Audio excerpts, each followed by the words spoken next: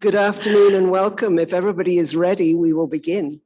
My name is Gillian McIntyre and I'm an interpretive planner here at the AGO. And I had the very great pleasure of working on this exhibition. So it's appropriate always, but particularly for this exhibition, for us to start with the land acknowledgement. The AGO is built on Mishi Sage Nishnabeg land, which has been home to indigenous people for thousands of years. I also would like to tell everybody that we are live streaming this talk and we are recording it. So I hope that's all right with everybody. Good. Too late otherwise. Too late otherwise. Wow. Sorry. We're doing it anyway. So we're going to hear from Adam Harris Levine in a minute about the exhibition. He is the curator of the exhibition. We're going to hear from Tahnee Pantig, who curated the last room of the exhibition with some wonderful daguerreotypes. And then we will have some discussion about some of our process and some of the interesting challenges we met. And then we really would like to have a time when we can all be in discussion and have some questions. So please have questions ready. So if we could have the next slide. So this is where we, with great gratitude, thank RBC, who are our signature partner, and the generous support of the Tasari Foundation. So if we could have the next slide. Team AGO, the team who worked on this exhibition. We're not on it, we were part of the team, but it's an incredible thing here when an exhibition, it starts with a small group of people and then the closer you get to installation, the team grows and grows and grows. And it's really amazing. It's something, you see these exhibitions come together and it's a much bigger thing than any one of us could have done on our own. So Adam, do you want to say something as well? Well, Jillian warned me that if you try to make a slide like this, you're going to forget at least one person, and that's Fraser Wright, who's actually here, who I failed to name on this slide. And Fraser made the incredible map that greets you in the exhibition when you first walk in, that moves over time so that you can really understand chronologically and globally what the exhibition is all about. And Fraser may not be the only omission, and I'd really like to apologize to anyone that we cut, but I wanted to put as many names as possible on a slide just to give you a sense of how many people are involved in making an exhibition. The process takes years, and it takes an incredible team of people here at the AGO who are so skilled at what they do, so passionate about what they do, that it's very much a community project. And that being said, this time we also were so lucky to work with folks outside of the AGO.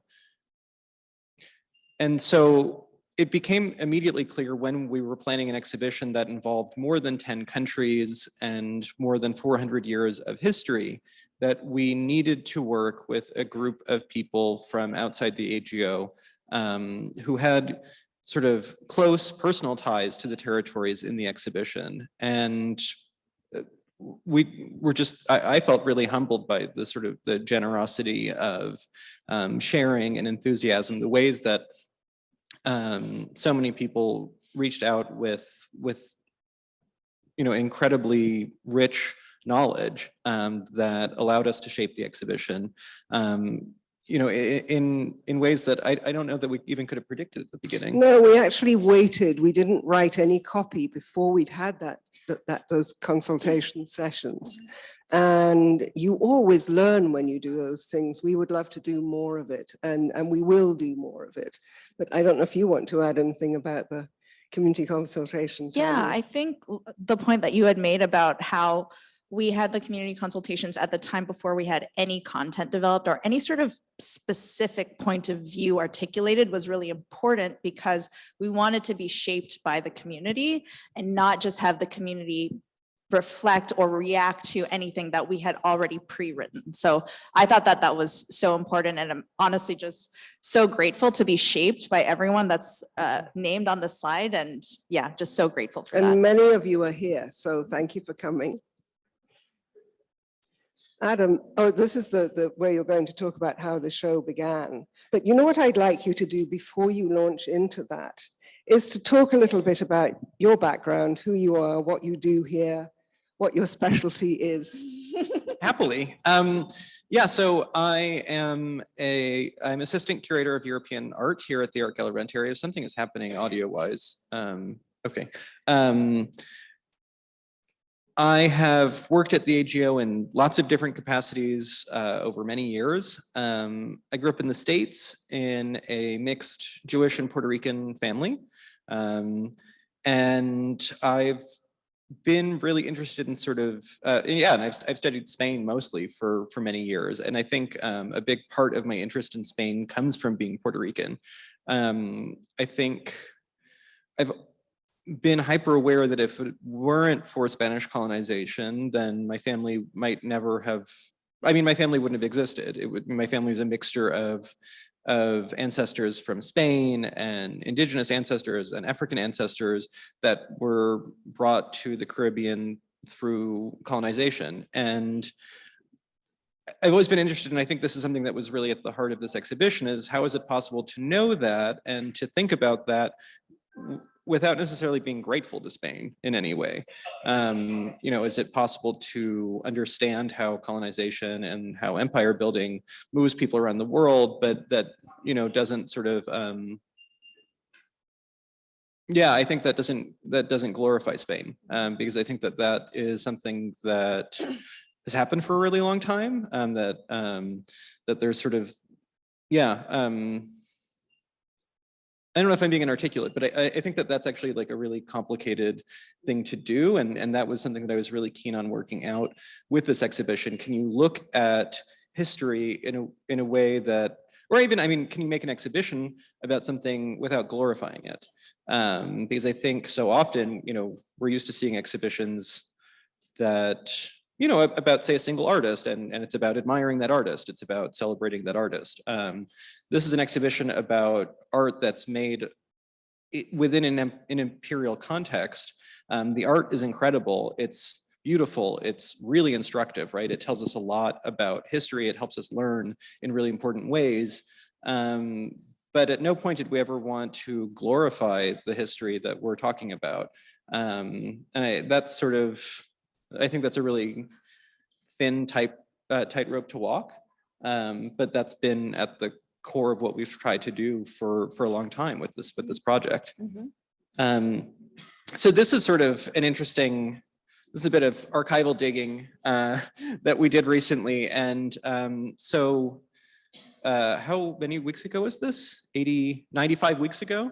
Yeah. Instagram doesn't tell you what date you posted something, but it tells you how long ago you posted it. So 95 weeks ago, I posted this picture. I was visiting my family in New York, and one of the great treasures in my family's house is a series of infant dresses that my great-grandmother in Puerto Rico embroidered for my mother. Well, before my mother was even born, when my grandmother was pregnant with my mother. She made these dresses out of linen, and she embroidered these flowers over them. And I was reading some really interesting writing by friends, like the Montreal-based artist Camille Mackerel had released a book of poetry that I was reading at the time, where she wrote really eloquently about embroidery and textile. And my friend Karina Del Valle Shorsky, who's an incredible Puerto Rican writer in New York, had actually just interviewed me about these dresses, and her article had just come out looking at the history of embroidery in Puerto Rico in the 1800s. And so I wanted to share kind of like how in love I was with these dresses, and I posted it. And then Tahnee, who I've known for many years now, wrote in the comments that she was similarly kind of mining this history of embroidery in the Philippines and in her own family's history. And that was really, I think, a spark for us to start thinking together about how there are so many important commonalities or connections between the Philippines and Puerto Rico, and how Spanish colonization, the history of of Spain in both of those countries could help us to understand our shared histories or our parallel histories. I say parallel instead of shared because I don't think that I'm not trying to say at any point that the same things happened in Puerto Rico that happened in Mexico, that happened in Argentina, that happened in the Philippines, but rather that all of these territories experienced in some ways very similar things that happened at similar times. Yeah, and just to build on that, I mean, you can see from the fact that the genesis of this show came from an Instagram post is that, you know, the show developed informally through conversations, through glasses of wine, through walks in the park. And this is a very personal show for me, because it comes from a place of friendship with Adam, but also from a place of mining and questioning and interrogating my own family's migration story and my own family history and my identity as a Filipina Canadian, now living in Brooklyn, but also, you know, coming from Toronto. And even the fact that, you know, this object that sparked this conversation is embroidery by my great-grandmother, and maybe a work that would never be in a museum. You know, it's not a painting by a famous artist, but it's a baby dress that's, yeah, made by a woman that history hasn't really studied very closely. That's an ethos that I think we brought into the exhibition that you'll see with a lot of the objects. There are paintings by famous artists in the exhibition, but there are also textiles by women artists whose names history hasn't bothered to remember. Ceramics and wood carvings by indigenous artists that history has not bothered to remember. We wanted to treat those works as just as important as the works by, you know, the paintings by famous artists in the exhibition. We really wanted to sort of collapse these hierarchies that I think have been embedded in a lot of exhibitions that have covered similar histories before. And frankly, I'll just say that having studied Spain and Spanish art for a long time, I've seen a lot of exhibitions about Spain that claim to be about the Spanish Empire. And they all sort of follow the same sort of cookie cutter pattern, which is that it's, you know, the sort of history of Spanish painting that goes from El Greco, who's painting in the 1500s, to Velázquez, who's painting in the 1600s, and then Goya, who's painting in the 1800s. And then there's like a small kind of afterthought gallery at the end with some, you know, paintings from Mexico. Never really any recognition of Puerto Rico, and I've absolutely never seen the Philippines included in this history, despite the fact that the Philippines were colonized by Spain for 350 years. So instead, this exhibition takes an extremely global approach and tries to put as much weight across as many of the territories that form this empire as possible, and lays them all alongside each other in galleries so that you can look at works that are made in Mexico and works that are made in the Philippines and works that are made in Spain within a decade of each other in one spot, and think about how much people are moving across the globe through the trade networks that are established by the empire. And I hope that this different approach allows us to think about history and its impact on the world that we live in today in new ways. Adam, let's start looking at the images. So yeah, this is kind of an incredible group that we wanted to start with. And actually the gift shop downstairs issued all 4 of these sculptures as a set of 4 magnets. And I didn't expect that, but I'm really excited about it. And you better believe it's going on our fridge. So Manuel Chile was an indigenous artist in Ecuador, in Quito, which in the colonial period was one of the most important centers for painting and sculpture in South America. And he was called Capiscara, which is basically means wooden face. And no one has been able to explain to me why he got that nickname, other than maybe that he was an incredible wood carver. But this, when you see them in the space, they're actually quite small. They're only about 6 inches high, but they show the different sort of, it's a Catholic teaching device to show what happens to the body after death. You can see that the skeleton on the left is crawling with worms and maggots that are eating the flesh prison. And then the soul can either go to hell, to purgatory, or to heaven. Yeah, I don't know. There's some half-baked joke in there about how we've probably experienced all of these states in making this exhibition.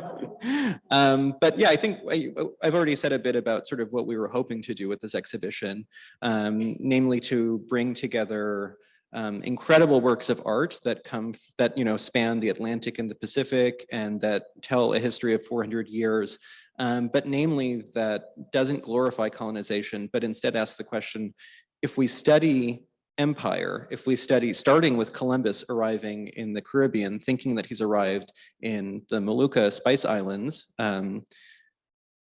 and go until the sort of end of the empire. The Spanish Empire happens to end in 1898. So we sort of take a kind of forensic examination of an empire that has lived and died. Then can we, in 2022, better understand the world that we live in today, where we inherit legacies of colonization?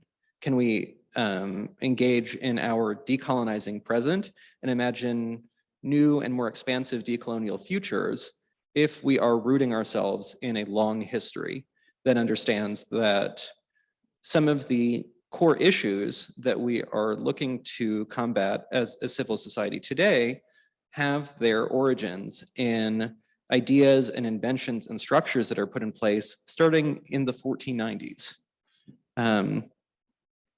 You'll have to let me know if it works. That's the, I think, really ambitious goal of this exhibition. I don't know, do either of you have anything to sort of say about that? Okay, I'm just I'd love to see the next.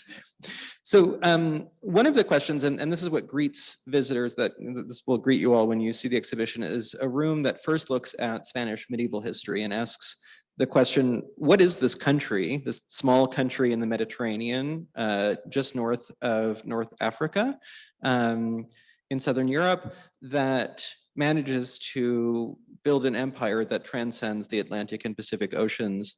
It's the first empire before the British Empire that, that the phrase was used, the sun never sets on the Spanish Empire. And what is this place? What are the ideas? What is the identity that's intrinsic to this colonizing force? For hundreds of years, Spain was a multicultural, multi-ethnic, and multi-religious, multi-linguistic place. Jews had lived in Spain for many, many hundreds of years. Muslims came from North Africa in 711 and traveled and established themselves all over Spain and lived alongside Christians. And for much of this period between 711 and 1492, the cities of Spain, like Toledo, like Sevilla, like Barcelona, Valencia, were home to a very multicultural population of people that had and embraced this idea of living with neighbors and in cooperation with people who were different from them. And that's really present in some truly incredible objects in the first gallery. So I chose two just to give you an example. The book on the left is a Jewish Bible that was begun in Spain by Christian artists for Jewish patrons. They did not finish their work, and in 1492, when Jews and Muslims were expelled and forced to leave Spain, the Jewish family that had begun paying the artist to make it took the unfinished book with them to Portugal, where a Portuguese artist finished it. In 1498, Portugal followed Spain and made Jewish and Muslim people leave. And the Jewish family that had made this book, or had this book made, then took it with them to Yemen. And then it traveled around Europe. This book has lived a really fascinating and itinerant life, but it, at least in its beginning, shows this idea that Jewish people could hire Christian artists living down the street from them to make an object like this. The object on the right is a glazed basin with a really interesting set of symbols. They're the sort of crests of the kingdoms, the Christian kingdoms of Castile and Leon in the center. And then if you look carefully around the edge, these sort of orange slices of Valencia. Valencia was a Christian city, but the Lord of Valencia in the 1300s realized that Muslims living in the south had brought with them incredible ceramic technology from North Africa and from the Arab lands, and he invited them to come live in Valencia and establish Valencia as this major center for ceramic making, but also home, as a result, to a thriving population of Muslim artists who enjoyed Christian patronage. So this is kind of this you know, and historians often talk about this as like a wonderful golden age, this amazing time of interreligious and intercultural cooperation. That way overstates, and it kind of glosses over the fact that it's a time of a lot of conflict, but I mean, these objects do really demonstrate the idea that for a while, Spain was a place of cooperation. In 1492, the same exact year that Columbus arrives in the Caribbean for the first time, the king and queen of Spain, Ferdinand and Isabella, make Muslims and Jews leave, and they formalize Spain as a Catholic nation. And this is the ideology that Columbus and everyone that follows him around Latin America and the Philippines will bring, that, you know, Catholicism is the only religion of the Spanish Empire, and this sort of extremely focused and singular cultural identity of what the empire will be. We wanted to be really explicit about the two major cultural motivators for the Spanish Empire's existence. One is early capitalism and resource extraction. So that's gold and silver mining, emeralds, and for the Philippines, essentially using the Philippines as a trading port with Canton and with the rest of China. So there's, you know, a real, there's a significant economic motivation that is sort of the primary motivation for empire. And in the second gallery in the exhibition, you'll sort of see these two objects juxtaposed. One is this really beautiful and really small watercolor map of a mine in Potosi in Bolivia. Potosi was discovered to have silver in the 1500s, and it turned out to be the largest repository of silver on Earth. This mountain completely changed the global economy. It's what funded the Spanish Empire, basically in full. And it completely transformed the world. The silver that was taken out of Potosi, you know, was exchanged in markets in China, in India, across Africa. This discovery completely transformed the whole world. And then we wanted to juxtapose that with this object. It's a monstrance. It's a Catholic processional object for displaying a piece of the host. That's made in Spain around the same time with silver and gold that is extracted from Latin America. This work was done by enslaved African and indigenous people in the Americas. You can see workers in the foreground of the watercolor map. And we really wanted to introduce visitors to sort of this economy, these structures that funded empire and motivated empire. And the second is the spread of Catholicism, which was also one of the main drivers, conversion to Catholicism of indigenous people in Latin America and in the Philippines. And so I chose all three of these objects are actually made by settler artists, settler Spanish artists. So artists trained in Spain, who then moved to Mexico. Sorry, all of them moved to Mexico, where they set up workshops and make religious icons for churches across Mexico. So I mean, and they're, let's see, the painting on the left and the painting on the right are both made on copper, which is another material, another metal that's mined as part of the Imperial Resource Extraction Project. And you know, when these artists move to Mexico, they establish workshops. They bring painters with them, but they also train indigenous artists there to make these images that function as religious icons and really are the beginning of sort of colonial visual culture as such in Latin America. One area that I'm really so excited about in the exhibition that I think not a lot of people know about is a trade route that went from Acapulco in Mexico to Manila for over 250 years. So this is the first time that there was consistent, continuous trade across the Pacific. And it meant that a number of goods from the Philippines, but also by extension from China and Japan and Korea, were arriving in Latin America for the first time. Often they were then taken overland across Mexico to the Atlantic, where they were then sent to Madrid. But it made for this sort of triangle of Manila, Mexico City, and Madrid, where artists were sort of in contact with each other through trade. So for instance, there's this incredible blue and white jar on the left. You'll see it's quite oversized, and it's just one of my favorite objects in the exhibition. It's made by a Mexican artist, but if you start to look carefully at it, the figures and the patterns, and even the blue and white color palette itself reflects Chinese porcelain that's being made at this time. You know, I feel like if I had changed the label and said that it was made in China at this time, I could have tricked some people, but it's actually by an artist in Mexico who's receiving porcelain and studying it and adapting his local materials, his own techniques, some of his own imagery. It's this really fascinating dialogue between Mexico and China. Similarly, the Virgin of the Apocalypse in the center, which is made of painted wood, so beautiful, made in Quito.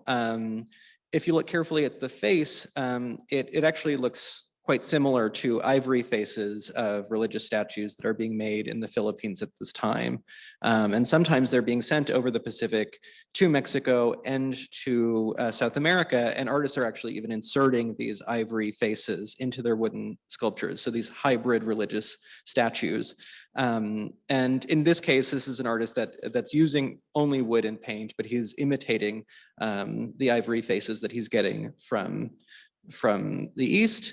And then finally, the last piece is, you'll see it's enormous. It's what's called a batea. It's an oversized sort of presentation platter that's made by indigenous artists in Mexico who use a centuries-old lacquerware technique. But they're also looking at lacquer that they're getting from Korea and Japan through the Manila galleon trade. And so this is a really fascinating object because it's basically an indigenous Mexican artist who's picking up designs, and there are lotus flowers. The rooster in the center looks a lot like Chinese and Japanese imagery at this time period. And then the 4 white faces that run around the center represent the European patrons that they're working for at this time. So I really feel like this object in some ways really summarizes if there's a single object in the whole exhibition that summarizes the global nature of this empire and how people and objects and art are moving, it's that one. And then before I hand it over to Tahnee, there is a sort of second to last gallery that we call End of Empire, which looks at the final years of empire. As I said, Spain ceases to become an empire in 1898. It loses much of its territory to sovereignty movements, revolutions, countries in Latin America that overthrow empire and form their own nations. This is kind of like, I really think that the Haitian Revolution is probably what kicks off this flurry of revolutionary movements all across Latin America. But then also Spain loses the Spanish-American War in 1898, and the Philippines and Puerto Rico are handed over to the United States and recolonized by the United States, and Puerto Rico is still colonized by the United States today. And so it's really interesting to sort of, this painting, which is enormous, we chose as sort of like a eulogy to the empire in scare quotes, because it is a death portrait of the last Habsburg Empress of Spain.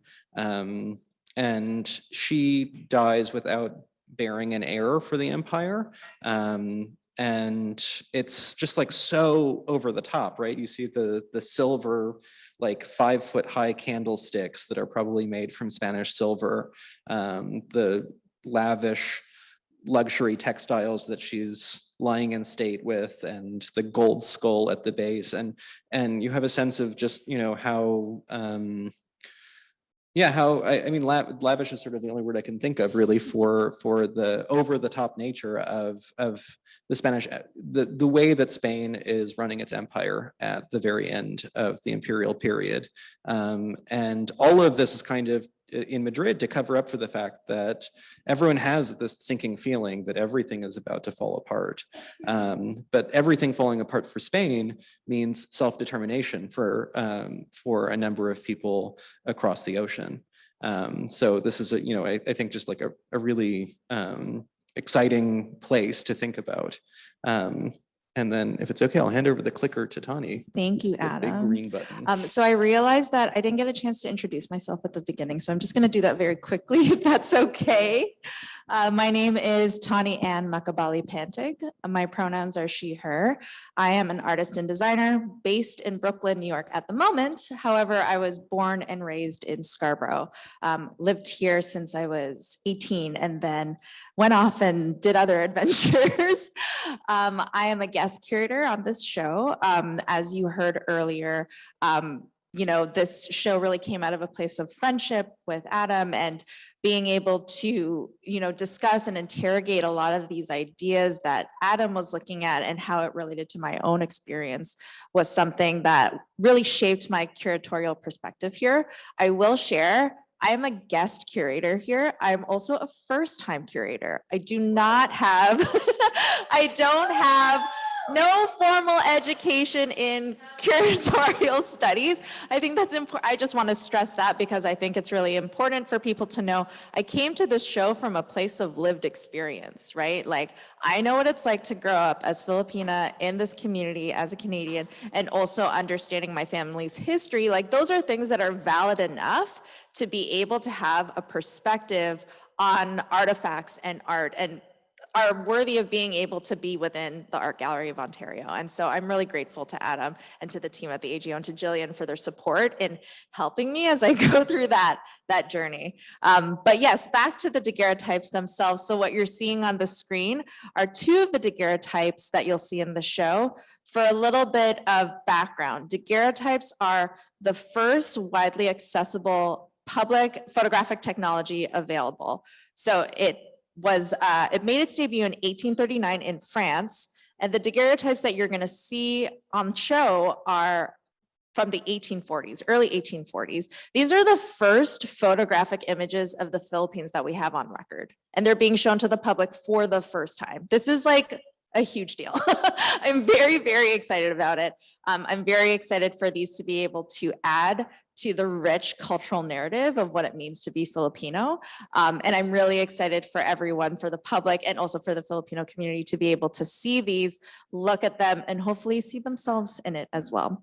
So the two that you're seeing on here are very interesting. So one of the challenges of daguerreotype technology is that it required figures, people mostly, to stay still for between 3 to 30 minutes in order to be registered on the image. So you can imagine, for me to be, if someone was to take a daguerreotype image of me right now, I'd have to like sit like this for like quite some time. I couldn't move, or else I wouldn't be shown. So what you'll see in the daguerreotypes is there aren't people in them, which when Adam showed these images to me for the first time, that was really problematic. I'm very aware that during this time, there were Filipinos like in these landscapes.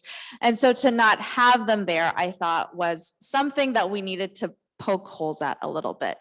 So what you'll see on is it the left? Yes, it must be on your left, is a plaza in Manila. And this is the only image in the collection where you will start to see people. You'll see, they're almost ghost-like. It's kind of eerie in a way. But when you see them in real life, you'll start to see them come out, especially when you get up a little bit up close. We think the reason they were able to be, seen in these images is because they were likely sitting in the shade, protecting themselves from the sun and the heat of Manila during that time, maybe on a lunch break. And that's the reason why they were able to be shown in these images. And then what you're seeing in contrast to the right is one of my favorite images in the collection. It's Rosario Street and Binondo Church in Chinatown in Manila.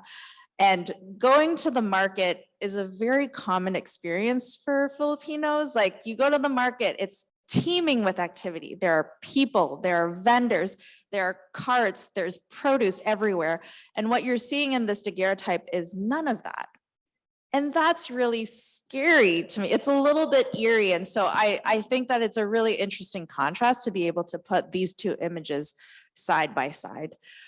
And I will take this and go on to the next one. Hold on. Which one is it? Green? The big green. Okay. The middle green. Oh, the big green button. There we go. Thank you. Okay. So two other images from the collection. What you're seeing on the left is Kabildo Government House, which is still a government administrative building to this day. This is a very difficult image for me to look at because even though it looks very stately and very ordinary, you look at it from the outside and like, you know, it's a government house. This is also a site of great violence. This is where the Spanish transferred colonial powers to the Americans in 1898. And so this is a very loaded image for me to think about how violence like that happens through paperwork, right? It's just administrative paperwork. And this can be a site of violence just in the same way that you would, you know, go to a battlefield and it would be marked as a site of violence. This is also a site of violence. And so it is in the collection. I'm glad that we have it. And also I want us to ask questions about places like this. And then what you're seeing on the right in contrast is view from the road leading out of Mayaya to Magdalena. This is in Laguna province in the Philippines. And one of the things that's interesting about the daguerreotypes is that the photographer took these images mostly in and around Manila. And then there's a few that are from, I think like maybe 2 to 3 hours, depending on traffic, south of Manila. And I love this image. It's a rural image that you're seeing. And it's, I saw this image and it just had so much life to it for me compared to what you're seeing on the left. On the right, you're seeing the trees, the palm trees, and they're kind of swaying. I look at this image and I feel the heat of being in the Philippines. I can smell what it's like out there in the rural fields. And that image on the right definitely has like so much more life to me. And so I was really excited to be able to see that and tell its story to the public. I think one thing that's so interesting about the image on the left and that we discovered through our teamwork, but also through our community advisory groups, is that it's very similar to a building that like any number of buildings that you can encounter in Mexico City or Quito or San Juan or Madrid.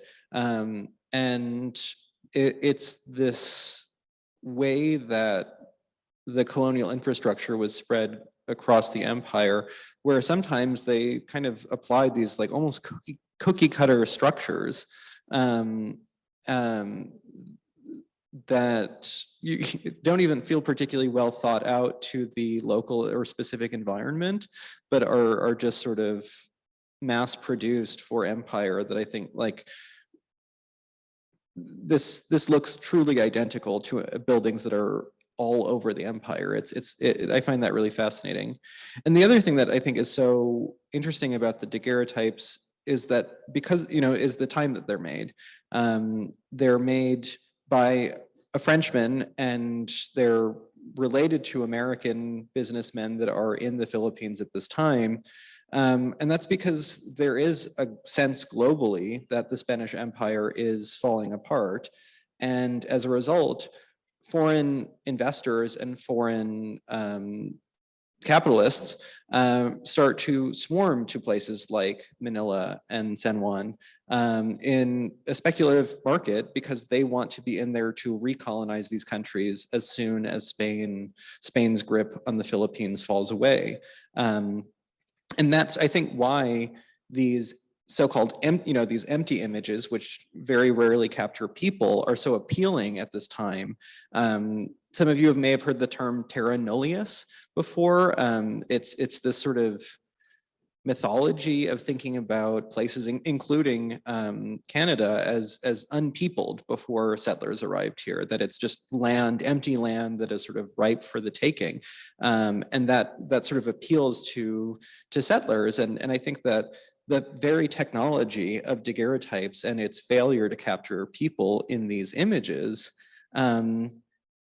it makes this landscape seem like so appealing to this next generation of colonizers, right? Like that they're just convenient propaganda to think about, like, oh, this is perfect, where there's already a government building that we can just install our bureaucrats in. Yeah, absolutely. And I think one of the questions that kept coming up for us was, what was the intention of the photographer, right?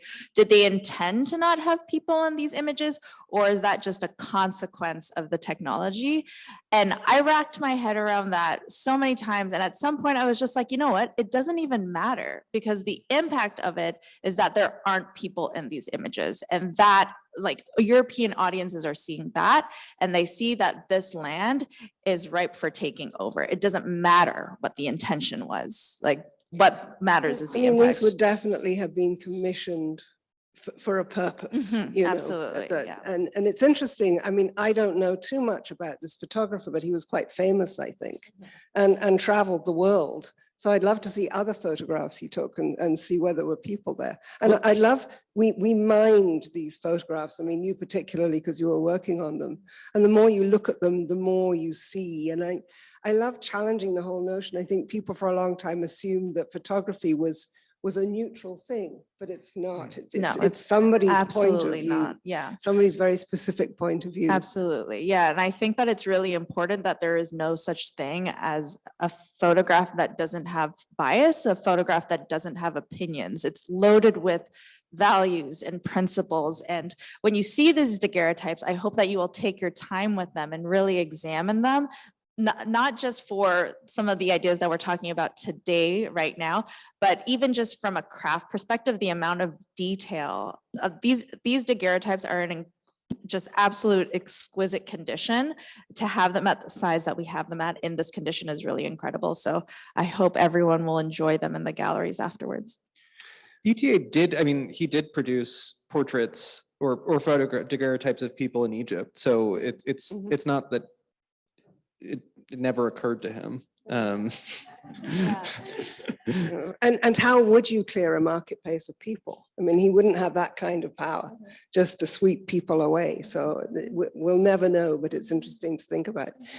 One of the things I found interesting working on this exhibition, and it's something we've worked on for a number of years at the AGO, is this whole sort of decolonizing and challenging the histories and facing some of the uglier histories. And what do we do as an institution? We have a large collection of European art. And certainly when we reinstalled the European galleries in 2017, we started looking at where the wealth came from. And we started looking at, why have we collected European art? Why were we not collecting indigenous art, and so on? And we have continued. If you go into the European galleries now and read the copy, you'll see where we are actively sort of challenging those notions. And there's a gallery called Leonard Rotunda where we are installing, we're just about to install again, you know, European art. And indigenous art. Adam and I worked on a very interesting relationship between, I'm blanking on the Italian very famous sculptor's name. John Lorenzo Bernini. Thank you. How could I forget him? You know, paired with Kent Monkman. And I mean, we called that installation European Art on Indigenous Land. And it was quite bold. So you will see in this exhibition, and the problem is, we're an art gallery. We lead with great art. Of course we do. But how do you deal with some of the politics without, I always think of it as demonizing, you know, the art and the artists. And it's a very interesting challenge, but one that we feel we have to face. We have to keep facing. It's very hard to get it right. There is no right. We just keep trying. When we worked on that installation, European Art on Indigenous Land, the question that Jillian and I developed together that I think is the question is it possible to admire an object of beauty and also study the ugly system that made it? And I think that is at the core of this exhibition is, you know, we're not saying that the works, you know, that paintings by Velázquez aren't beautiful and don't deserve to be studied and that they're not important. But we're also asking that, you know, and so Velázquez is an interesting painter because he's part of what art historians call the golden age of Spanish art. And what this exhibition is asking is, okay, let's actually call you on that bluff and let's look at the gold that is paying for the art in the golden age. It's stolen gold and it's taken from stolen land and it's mined by people that are stolen from their homes and brought to do that work. So that's the golden age. And that is not a condemnation of Velázquez. Velázquez is dead. It's useless to condemn him. That's, you know, he's not here to answer for himself. But I think we can have a much more richer understanding of the works of art that we're looking at if we closely study the systems that produce them. Yeah. So you might see in the exhibition, there are a couple of, I mean, one panel that might jump out at you is it says Columbus didn't discover anything, you know, because we would, you know, banishing the myth of New World and going to Newfoundland on Monday. I was thinking about that. That's newfound land, actually. It's been lived on for a long, very, very long time. And there's another one there which talks about the colonial pseudoscience of race, that, you know, it's not an actual biological thing, you know, and it justified some people being superior to others and you know, treating them badly. I wanted to ask Tahnee, because you've had this wonderful new experience. What would you say the main thing you have learned, and also a main thing to learn from studying objects too? I think the main thing that I've learned,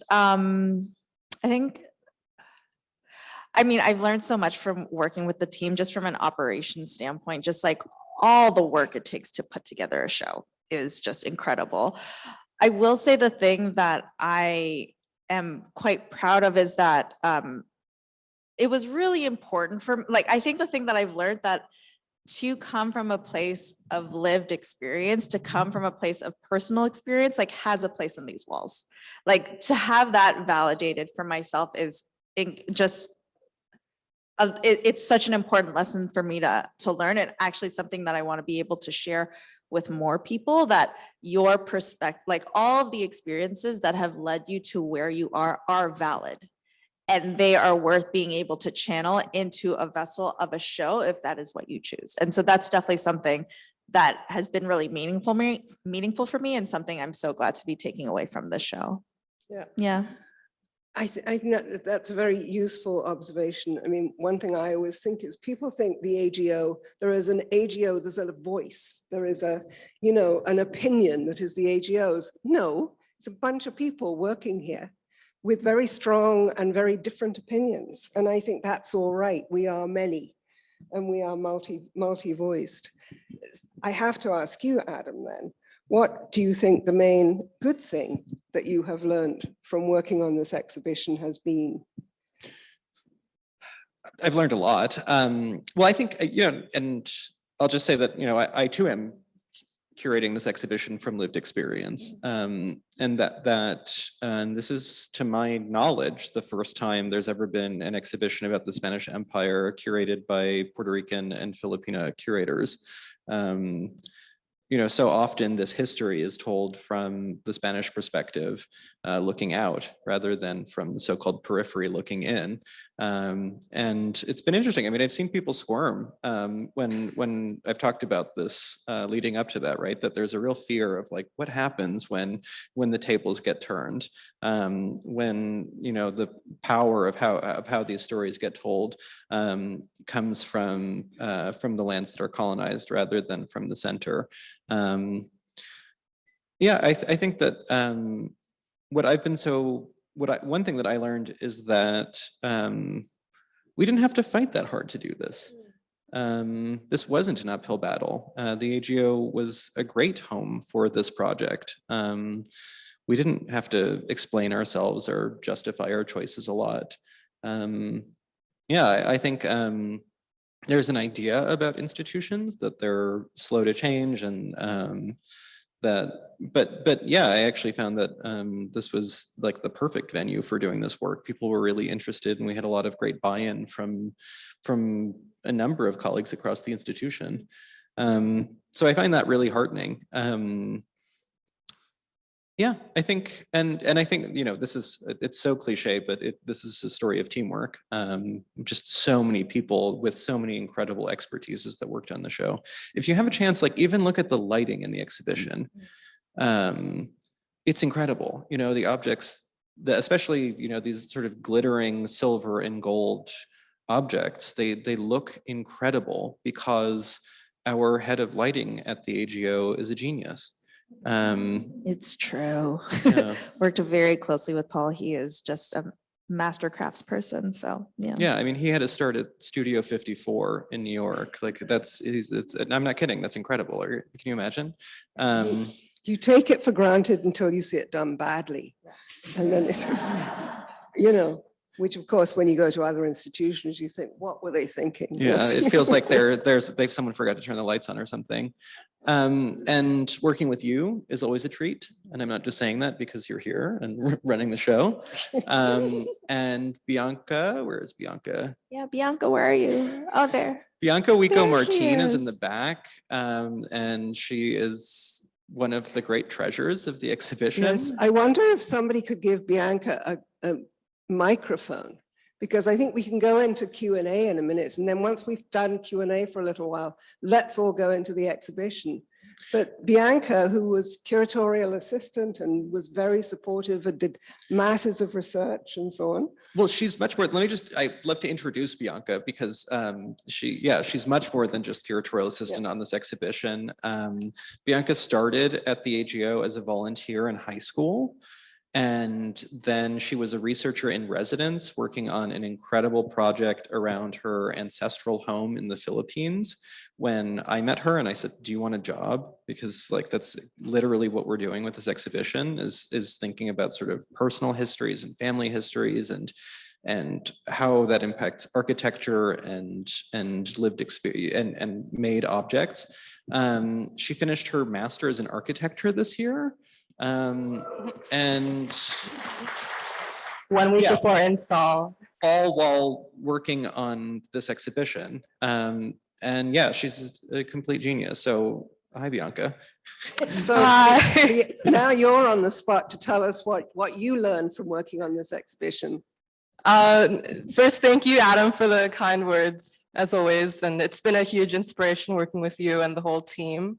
And in terms of what I've learned, I mean, I feel like it's been a privilege to be immersed in thinking about Philippine culture and thinking about the whole Spanish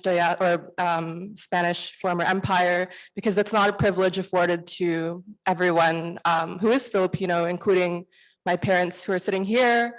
And so I would just say that friendship has been a huge part of this whole work. I'm here surrounded by my friends, literally new friends and old friends.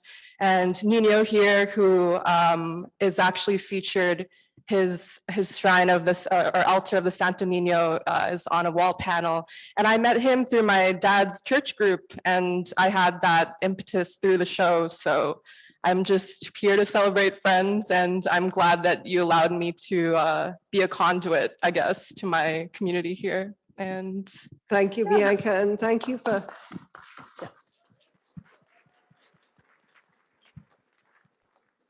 We have an audio guide, which you can access on the website. You can listen to it on your cell phone, and many of the community members contributed to this, as well as myself and Tahnee and Adam and all sorts of people. So we're very curious because it's not perhaps the usual kind of audio guide we make. So we really want to know how people receive it. Do they like it? But at this point, who has a question? I see a hand in the middle over there. I see two hands. If you could just wait till a microphone comes, because otherwise we can't hear, and because also we are streaming this, so.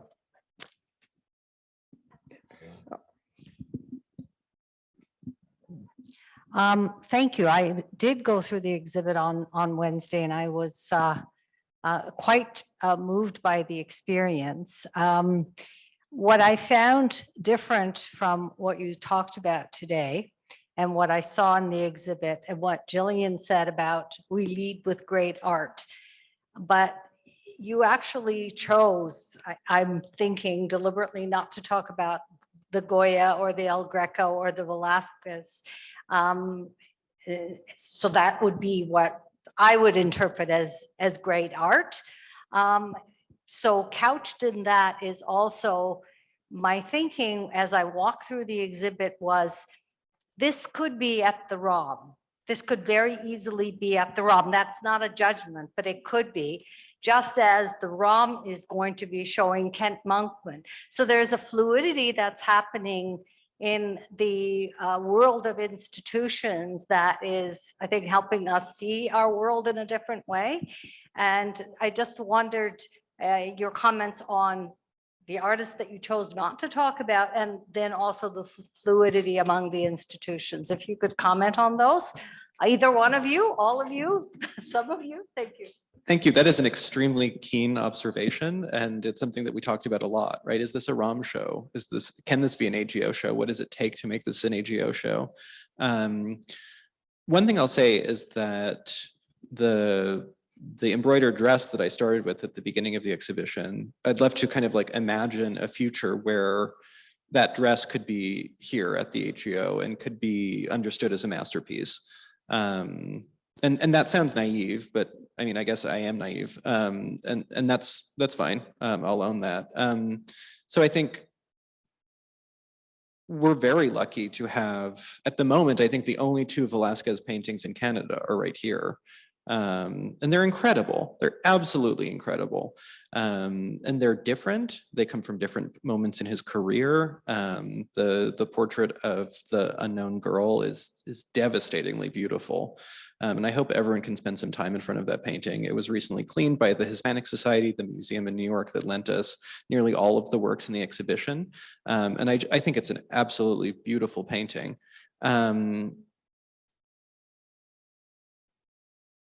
I think, yeah, I guess I'm just not worried about people finding that painting on the wall.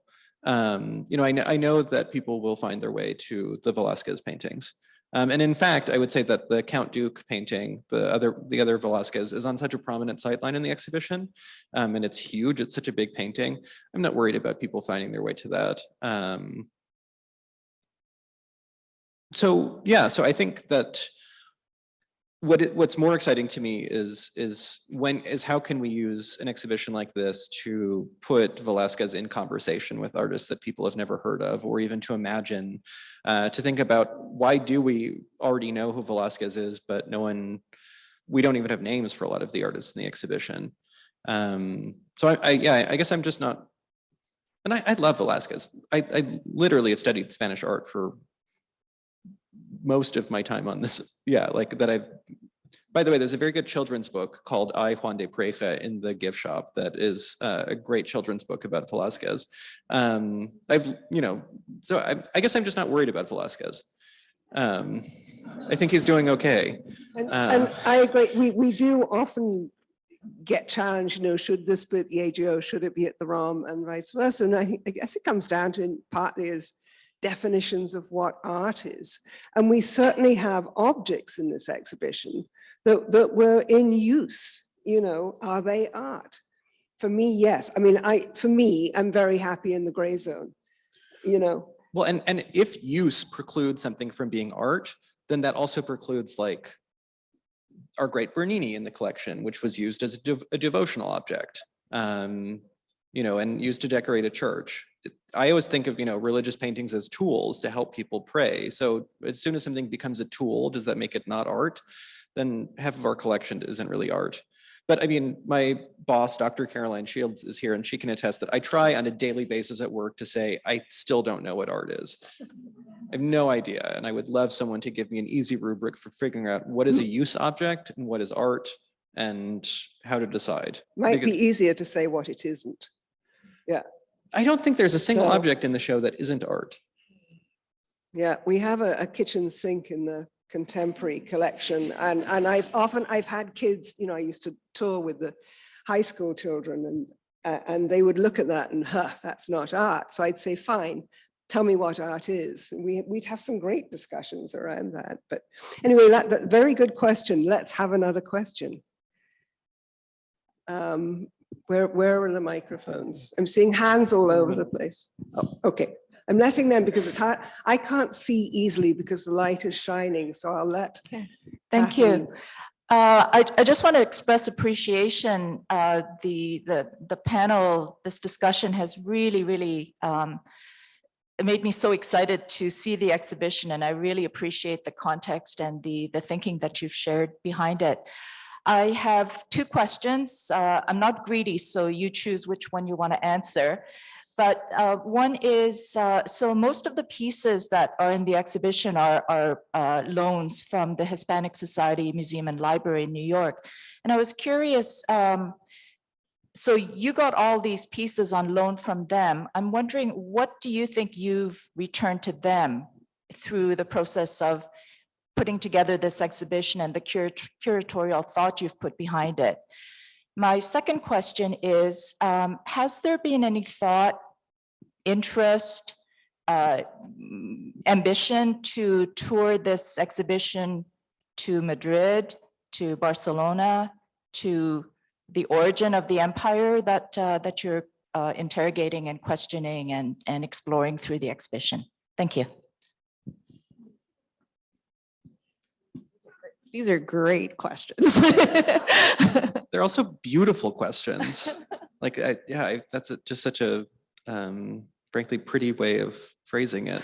Thinking about reciprocity and because that's the thing, right? When a museum, this is an unusual show, and that usually big exhibitions like this come from lots of different museums, and this is one case where one museum gave us basically anything we wanted from their collection and said, make a show. And it was, so I think one thing that we have exchanged with them is, I think the narrative that we've crafted is very different from the way that they've presented their collection in the past. And I think that they have, I hope, I mean, they've certainly expressed excitement and enthusiasm to see this collection that they've had since 1904 kind of rejigged and reimagined by well, as I said, by Puerto Ricans and Filipinos, Yeah. Which is not something they've ever done before. Mhm. So what they'll get back from us, I hope, is new stories and new seeing perhaps these objects in fresh eyes. Yeah. And just to add to that, like, you know, I think we just had also a very unique opportunity. The Hispanic Society right now is under renovation. A lot of their collection is in their archives. And so being able to, you know, bring these works out to the public also, you know, new audiences gain access to these objects, and therefore also, you know, Hispanic Society gets to benefit from that. But just to build on what Adam was saying, I think that what we've provided is a bit of a proof of concept, honestly, that a narrative, a show with a narrative like this is actually interesting to audiences and worth seeing. And so I think that's one thing that I'm very proud we're able to contribute back to our partners, this idea that you can take a critical lens, this forensic lens that Adam speaks so beautifully about, and that is interesting. It's worth talking about, and people want to talk about that. It's a great question about thinking about sending the show to Spain. It happens, I mean, one area where I'd love to see, you know, it travel to San Juan and to Manila, for instance. Actually, at the moment at the Ayala Museum in Manila, there is a wonderful exhibition that's up that asks very similar questions about specifically the legacies of Spanish colonization on the Philippines. And on June 23rd on Zoom, we're gonna have a conversation with the curator of that exhibition and just think about the fact that both institutions are sort of asking these same questions at the same time. It's clear based on, it's more than a coincidence, right? It's that these questions are urgent and that they're being asked all around the globe. Mm-hmm. It's true. Let's have another question. There's somebody at the front here, Kathleen. Oh, okay. Perhaps one of you could come up to the front in the next question. Okay. Wonderful, thank you so much. So I happened to, I happened to acquire undergrad degree at East Asian Studies at University of Toronto. So the subject matter is not foreign to me. And I also study Monk School Global Affairs, diaspora studies, etc. So yeah, I had the chance to study in Rome, 6th floor archaeology department. My professor is also the curator at the East Asian collection. And I saw a very small fraction of the collection's exhibition for the Filipino in Rome. I mean, Filipino collection in Rome. So I'm excited to see more here in Rome, in AGO today. And I happened to visit Spain, Madrid, Barcelona, and Sevilla back in 2019 December, and I had a wonderful experience. I saw Velasquez, the art collection work in front of my eyes, and here's the picture of Gaia in front of the Prado Museum. I strongly recommend everybody, if you can, take a trip there. The flight ticket is not too expensive, and here, yes, I do. So here in Rome, in AGO, I don't know, when you study colonization and the colonizers and their relationship, there's a theme is in the art world that is aestheticize the war. Do you have a specific work or recommendation that you would let us know that particularly points out to that theme, like aestheticize the war? It's a way of people to remember what happened to them in this experience. So I don't know if you have such a work or art in this exhibition in AGO. Was the theme war? Sorry, was the theme that you were asking about war? Aestheticizing war and violence.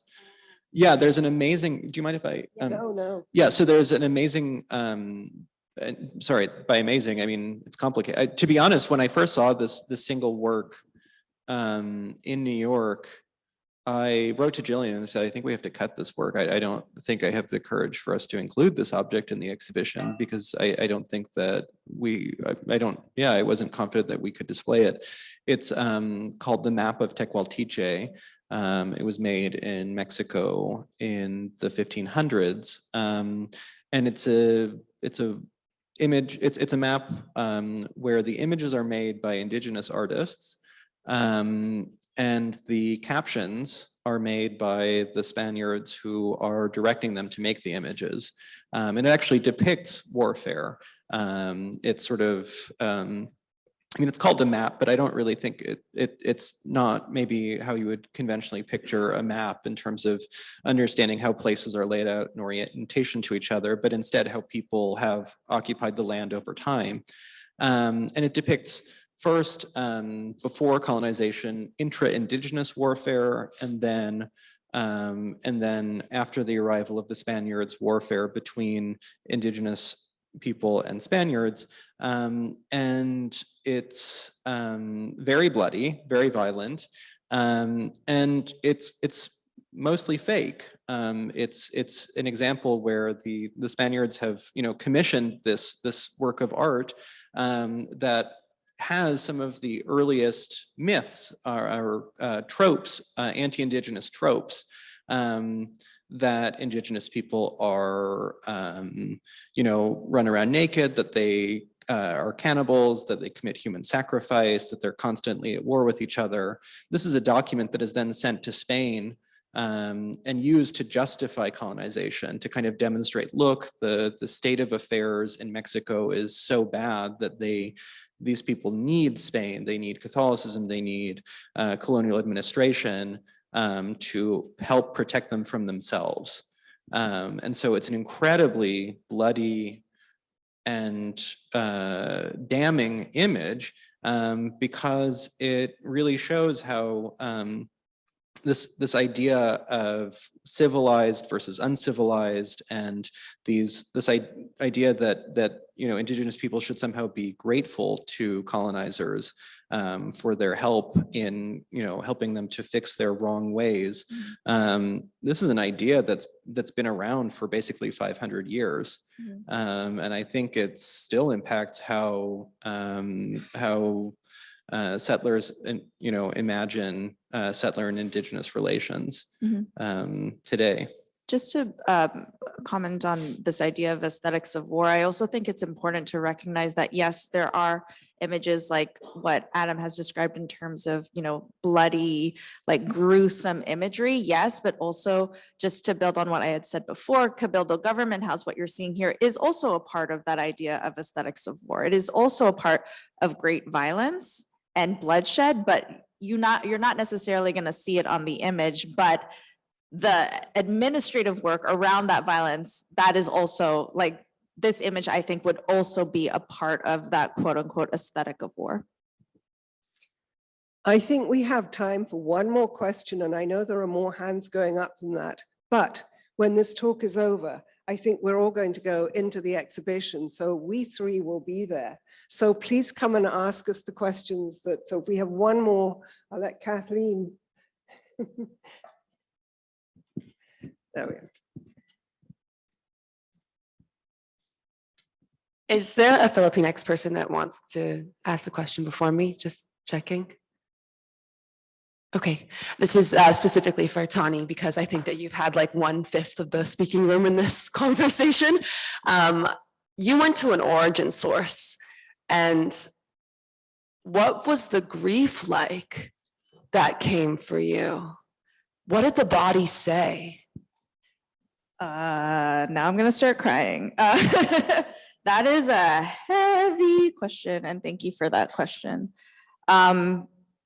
Ooh, I feel it in my body right now. It's a very, very complicated, traumatic experience to go back and to look at these images and understand what happens, like all the gaps between these images and how my family, who is here today, I'm so grateful that everyone came, have made it to this place that we're in right now.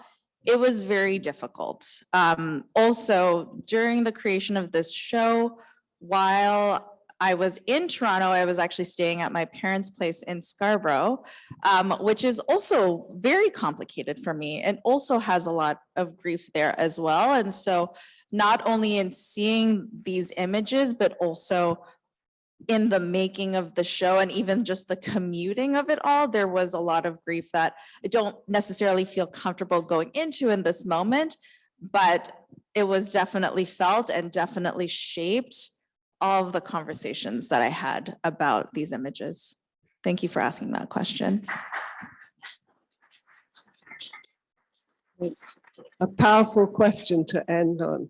So I would like to thank both of you very, very much for all your work on the exhibition and for being here today. And please let's go into the exhibition and look at the art and continue these conversations. Thank you also for all the community advisory members who came and those who also contributed to the audio guide.